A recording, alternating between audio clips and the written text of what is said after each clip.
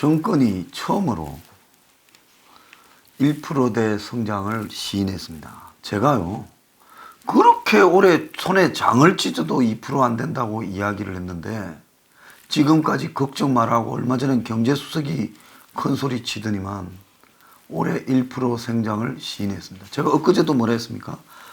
10월, 11월, 12월 석 달 동안에 꼬르박는 속도가 워낙 빠르기 때문에 죽었다 깨어나도 2% 안 된다 하지 않습니까? 여러분, 경제 전문가 개뿔 같은 소리 믿지 마십시오.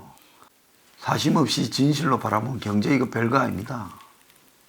제가 그래서 작년에 딱 보니까 연말에 내년에는 죽어도 2% 안 된다. 청와대 핵심 관계자가 아마 경제수석일 거예요. 24일 오늘 3분기 경제 성장률이 전기 대비 0.4% 성장했다는 거예요. 3분기면 뭡니까? 지난달까지 7, 8, 9 석 달 성장률이 전분기에 비해 0.4%로 올라갔다는 겁니다. 0.4% 성장했다면 이거요, 그냥 성장이 없는 거하고 똑같지요. 그래서 분기에 0.4를 성장하면 어떻게 올해 2%가 되겠어요? 요 앞에까지 성장도 형편없는데요. 그래서 이제 어려워졌다라고 사실상 시인을 하면서 국회가 승인한 예산이 4분기에도 차질 없이 집행되도록 정부가 총력을 다하겠다. 예산 쓰는 걸 갖다가 다 해서 남는 게 없도록 하겠다. 돈 써서 어떻게 발버둥 쳐보겠다. 이게 정책이에요. 그거는요, 아무나 시켜도 다 합니다. 저도 돈 잘 씁니다. 없어서 못 쓰지요. 자, 그래서 이날 청와대 관계자가 기자들을 만나가 티타임 하나 해놓고는 설거머니 바람을 빼는 겁니다. 이걸 정부가 공식적으로 시인하면 문제가 심각해지니 설거머니 지나가다가 기자방에 쓱 들러서 차나 한잔 할까요? 하고는 이런 이야기를 하는 겁니다.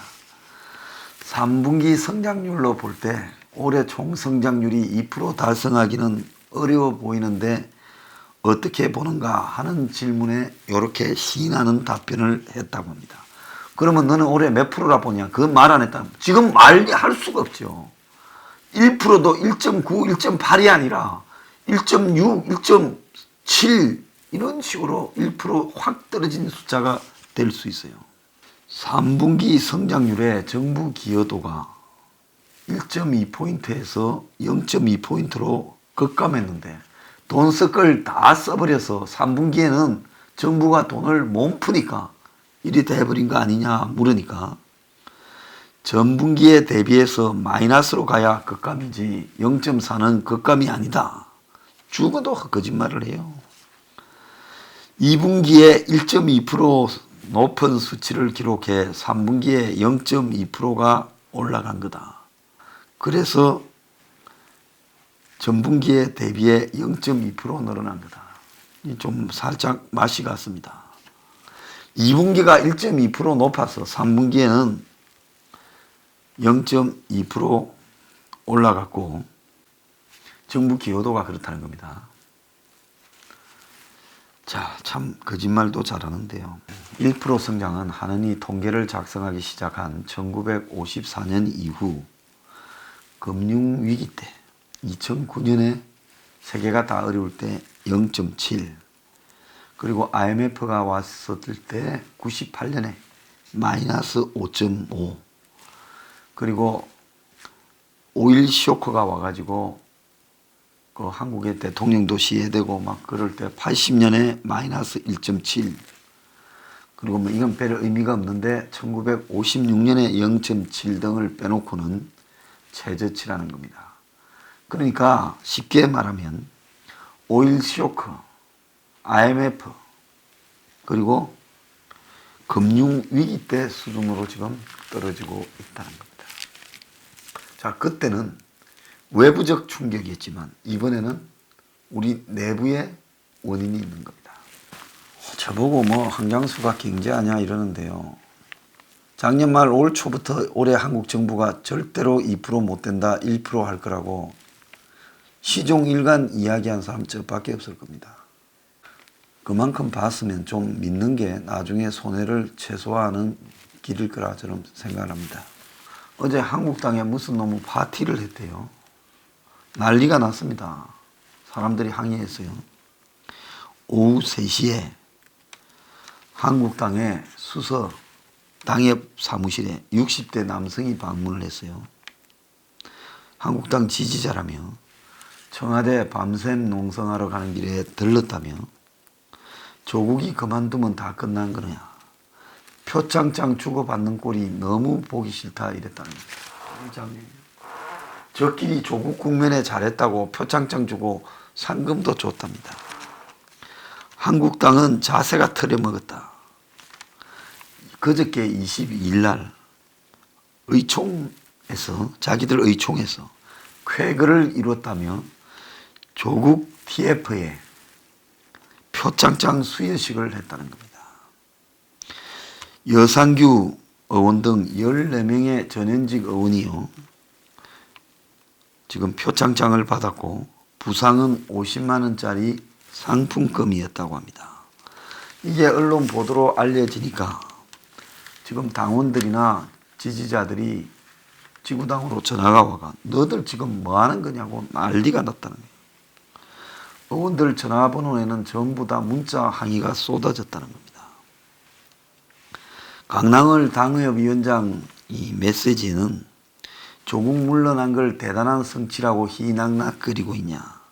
암담하다 너가 보니까 한국당이 내년 4월에 총선에서 좌파의 조롱거리가 될 거다. 상을 주려면 광화문에 나온 애국 시민에게 줘라. 그래서 이제 그 당협위원장이 당이 지금 정서가 참 동떨어져 있다. 국민들과 이렇게 말을 했고요. 수도권에 특히 이런 항의가 많았다고 하는데요. 개천절 한글날 광화문에 나갔지만은 한국당하는 꼬라지 보면 탈당하고 싶다. 이런 분위기면 내년 총선 필패일 건데 당 지도부가 딴 나라 사람들 같아. 또 다른 PK 지역의 당협위원장은 언제든지 민심이 바뀌는데 큰 악재를 초래했다. 당 홈페이지에는 뭘 잘했다고 시시덕거리냐. 한 시민은 언론의 적극 보도와 광화문의 대규모 집회로 여론이 형성되자 한국당이 숟가락 얹은 거 아니냐. 야당으로 그 정도 갖고 세레모니하고 자빠졌냐. 자, 한국당이 내년 총선에 불출마하겠다는 사람도 없습니다. 어떻게 정책을 개선해서 서민들이 대부분이 서민들이 되고 빈곤층이 돼가고 있습니다. 자기 지지자들 꼬라지가 그 모양인데 한국당은 그들을 위해서 어떻게 과감하게 개혁 정책을 펴겠다고 말은 안 하고 민부돈이라고 듣도 보도 못한 걸 들고 나와가지고 1억 소득에 70% 중산층에 매년 4.35% 성장을 이야기하고 있습니다. 좀 미치지 않았으면 저럴 수 없고 저걸 갖다가 조국 사퇴한 다음 날부터 지방에 강연 다니고 대학교 가서 강연하고 자빠졌습니다. 한국당은 이대로 가면요. 내년 총선에 문재인이 아무리 죽을 써도요. 못 이깁니다. 한번 보세요. 내년 초에 박근혜 대통령이 석방 사면될 가능성이 커요. 그것뿐이겠습니까?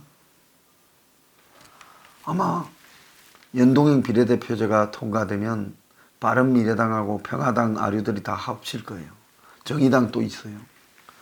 그래서 거기서 아마 연동형 비례대표로 표를 잔뜩 갖고 와요. 또 중간쯤에 또 안철수나 유승민이 정당 또 만들 수 있어요.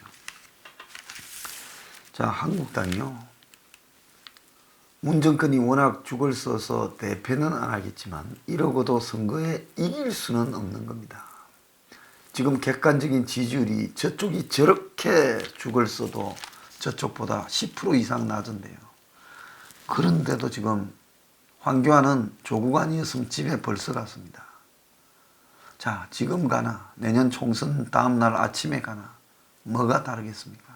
제가 서포 15조에 타다 택시 문제 제기했습니다. 아마 한국에서 거의 택시업계 아니고 제가 유일하게 제기했을 거예요. 택시 어플 같은 걸 가지고 4차 산업이라고 장난치는데 궁극적으로 노리는 거는 쏘카라고 다음 하다가 망하고 나와서 이제 소카 한다면서 렌트카 하면서 그 차 땡겨가지고 타다 한다면서 그걸로 상장해서 주식 장사 해먹으려고 그런다.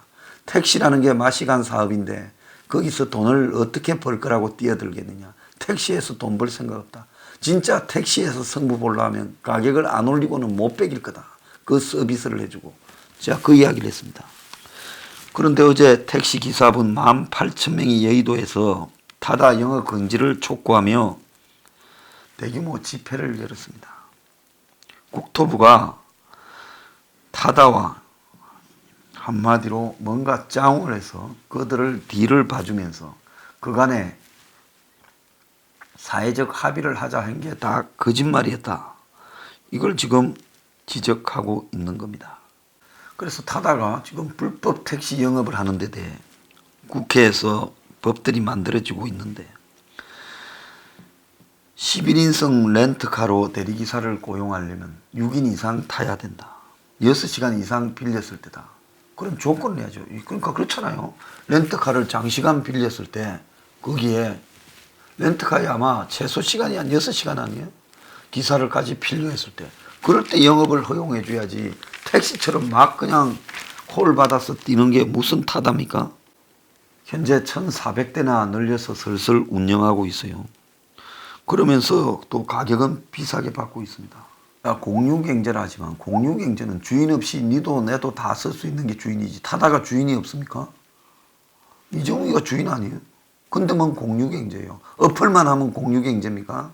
어디다 공유경제를 갖다 붙이고 있어요. 미국에서는 공유경제는 사기다라고 그 말을 쓰지 말자라는 이야기까지 나옵니다. 공유경제의 총알하고 했던 우버, 리프트 이런 차량 사업들이 다 지금 수익성이 없어가지고 기업 가치가 상장해서 30% 추락을 하고 적자가 지속돼서 감원을 하고 지금 난립니다. 심지어 유사한 이 시스템은 상장하려다가 포기했다는 거예요. 그러니까 애초에 우버가 혁신이다. 제가 그랬잖아요. 우버 상장하자마자 첫날부터 가격 떨어졌다. 저거 사기다. 지속될 수 있는 수입 구조가 없다. 타다도 마찬가지다. 저거 기사들한테 월급을 저렇게 300씩 주고 그들을 갖다가 지금 돌려서 서비스 좋게 한다. 그러면 저거 가격 안 올리고는 저 서비스로 못 버틴다. 그럼 궁극적인 목적은 돈 벌려고 하는 게 아니면 주식 상장시켜서 뭐 새로운 뭐 플랫폼이다. 새로운 모빌리티 플랫폼이다. 이래 말을 하지요. 모빌리티 플랫폼 하면 그래서 하지만 결국 콜택시 아닙니까? 그럼 다 콜택시도 상장하게요. 그래서 이거야말로 대형 사기다. 그래서 저희들이 서포 15조에 어플 등을 이용해서 뭐 배달하는 거 무슨 타다 택시 이런 걸 가지고 4차 미래산업인양 사기치는 거 중단하고 전통산업을 보존해라. 사양산업 보존이라도 해줘야지 뭔 헛소리 하냐고 주장한 겁니다. 봉천동에 있는 인원고등학교 어제도 말씀드렸죠. 어제 오후에 기자회견을 했습니다. 학생들이요.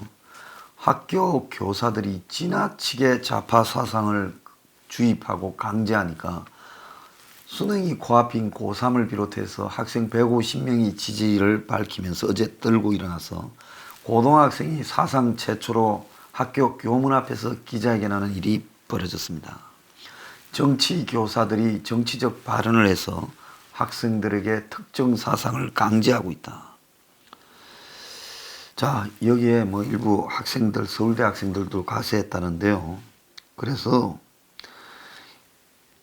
특정한 정치 성향을 가진 정교조 교사들, 이런 사람들이 지금 인원고등학교가 혁신학교로 2012년에 지정이 되어서 정교조가 이 학교를 거의 장악했다는 이야기가 나오고 있습니다. 자, 단출하게 말하면요. 교사가 정치적 발언을 학생한테 하고 강제하면 바로 구속해버려야 됩니다. 그럼 보수고 진보고 관계없이 그렇게 해버려야 된다. 학생들끼리는 정치적 토론을 할 수 있죠.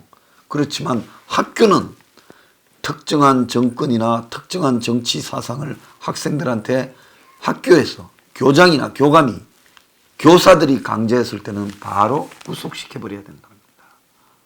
학교에서 정치를 추방해야 이 나라의 민주주의가 바로 설 수 있어요. 지금 정교조 고사들이 20, 30년 주입시킨 이 폐단이 대한민국을 망치고 있는데요.